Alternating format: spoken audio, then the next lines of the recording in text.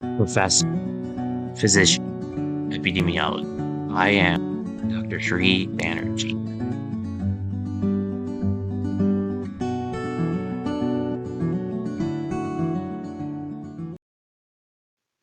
Hello, I am Dr. Sri Banerjee, core faculty for the College of Health Sciences and Public Policy at Walden University.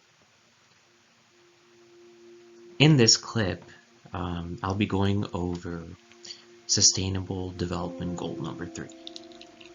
And this can be considered a part of a series. As you may very well know, there are 17 Sustainable Development Goals. And this is actually the third one that I'll be going over today. So let's go ahead and get started.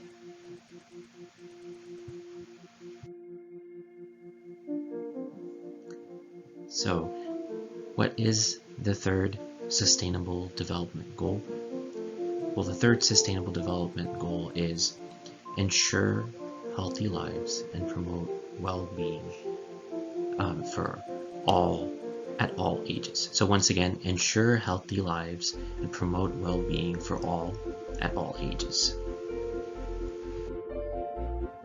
Health is a very basic necessity, and we actually just recently went over National Public Health Week, where we were promoting certain parts of overall health.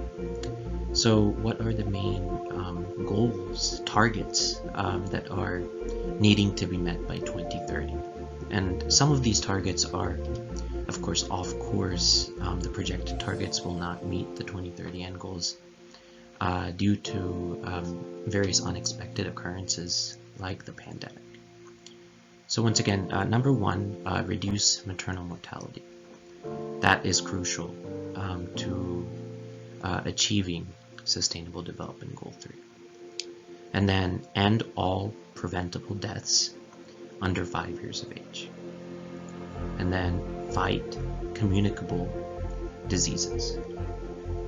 And then reduce mortality from non-communicable diseases and promote mental health.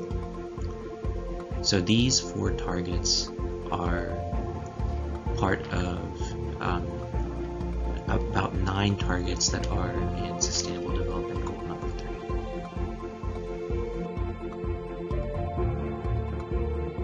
So what are the rest of them? Well, the next one is prevent and treat substance abuse. Next, reduce road injuries and deaths. Next, universal access to sexual and reproductive care, family planning, and education. Next, achieve universal health care. And then, finally, reduce illnesses and deaths from hazardous chemical and pollution. So as you can see in these targets, there are quite a few facets of health and healthcare that are needing to be met, targets that are needing to be met for Sustainable Development Goal number 3 by the year 2030. So what are some, so there are additional targets, but these are considered means to achieve targets. If you've seen some of the previous clips that I've created for Sustainable Development Goals, this is a pattern in most of these goals that have been created. So number 1, implement the WHO Framework Convention on Tobacco Control. So this can improve overall health, and this is another target. And then support research, development, and universal access to affordable vaccines and medicines. And of course, during COVID-19, this was made abundantly clear that we were not quite prepared for the vaccine supply upscaling that we really needed in a rapid pace. And we're still not at our target overall as it pertains to vaccination, protecting against the population against the pandemic. So Of course, increasing health financing and support health workforce in developing countries. And then last but not least, improve early warning systems for global health risks. So it's really not enough to just have targets which are pertaining to specific health indicators.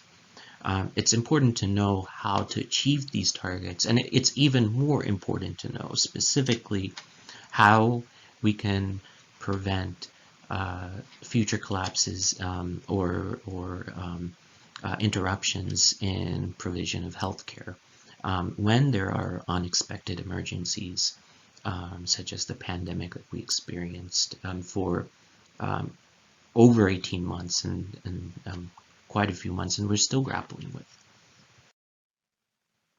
So what are some of the ways that you can really understand and implement sustainable development goals?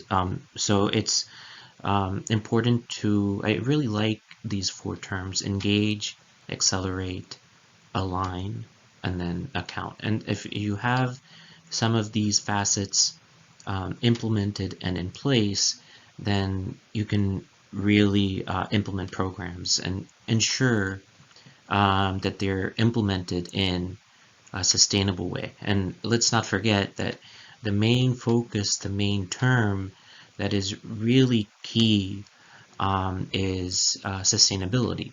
And this is really the term that can allow for us to translate a lot of these findings not only in equitable access to health, but translate these into education, and then create strategic plans that will not only support students in their endeavors, but also be able to provide not only early warning systems, but also provide a plan for how to better improve and build communities that students go back to. So this sort of understanding of equitable access to healthcare is a model that can be used to translate into other. So here is kind of the Sustainable Development Goal number 3, contextualized from the angle of all 17 goals. So I've been through 2 of them, and number 3 is front and center, so that we can kind of then better explore all of the other development goals. So here I just wanted to kind of go over some of this data from the United Nations, and providing kind of a percentage of attributes of core capacities that have been attained at a specific point in time.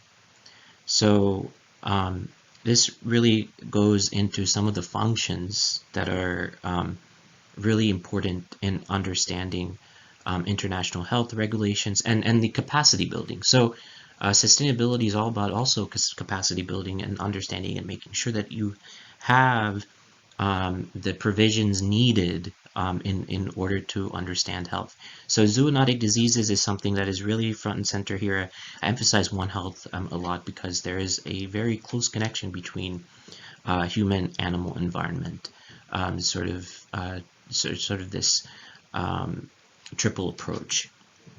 But human resources are important as well, and legislation and financing. So what does success look like? Well, in 2023, the midpoint to the 2030 target, findings will be evaluated for changes. So that's next year, actually. So we'll be looking for better coordination among the agencies in their global, regional, and in-country support. Reduced burden on countries as a result of better aligned operational and financial policies and approaches. And then furthermore, purpose-driven collaboration integrated into the agency's organizational cultures and encompassing leadership at all levels, global, regional, or national levels. So just in summary, what is going on here, it's not only coordination between various agencies, but also a very close collaborative effort between agencies is important. So, bottom line is, I was referring to this earlier, the pandemic has halted or reversed progress in health and unfortunately shortened life expectancy. So 90% of countries are still reporting one or more disruptions to essential health services, and this unfortunately is something we have to grapple with not only in healthcare, but when we're talking about poverty, which is SDG 1, and also hunger, SDG 2. This is a reality that we have to grapple with to understand the targets and maybe adjusting some targets next year. But again, the underlying main sort of hindrance is the lack of data. We have to have a data-driven culture, or else this lack of data will hinder understanding of the true impact of COVID-19. Countries with death registration system, so it really we're needing a death registration system globally. But even when there is a system, at least 75% complete. In the world, well, only 62% has 75% of death registration systems complete. So that's only half the world. So honestly, and then if you look at Africa, there's less than 20% of complete death registration system. So we're really not getting a true picture, accurate picture. All of these statistics should be contextualized and understood that, there's a lot of missingness. There's a lot of missing data. So let me end with this. Health workers in short supply in many regions have been stretched to their limits during the pandemic. And so many healthcare workers out there gave countless hours and really were there. And then also people were working on scholarly articles trying to understand and grapple with the pandemic. But right now, understanding the consequences and the repercussions of this in the context of larger targets like health for all is really important.